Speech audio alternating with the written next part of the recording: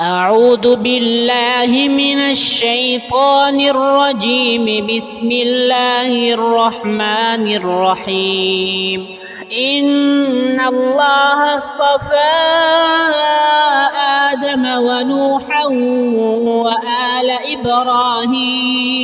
وآل إبراهيم وآل عمران على العالمين ذرية بعضها من بعض والله سميع عليم.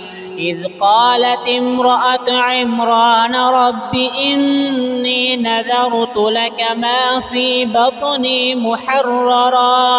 محررا فتقبل مني إنك أنت السميع العليم. فلما وضعتها قالت رب إني وضعتها أنثى والله أعلم بما وضعت وليس الذكر كالأنثى وإني سميتها مريم وإني أعيذها بك وذريتها من الشيطان الرجيم.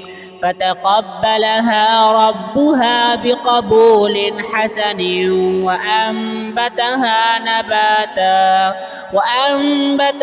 نباتا حسنا وكفلها زكريا.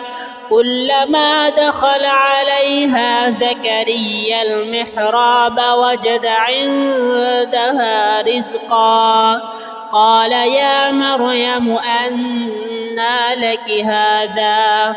قالت هو من عند الله إن الله يرزق من يشاء بغير حساب.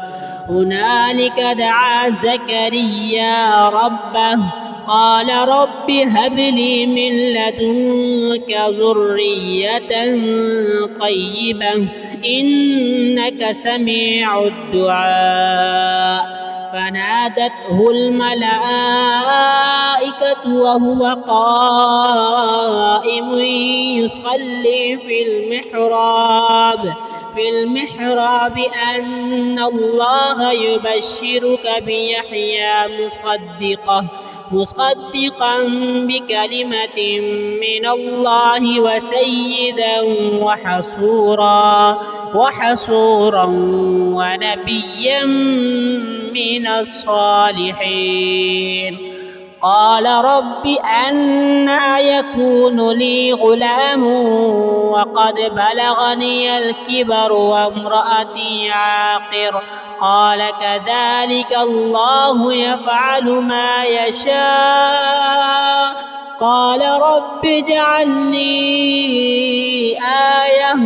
قال آيتك ألا تكلم الناس 3 أيام إلا رمزا واذكر ربك كثيرا وسبح بالعشي والإبكار.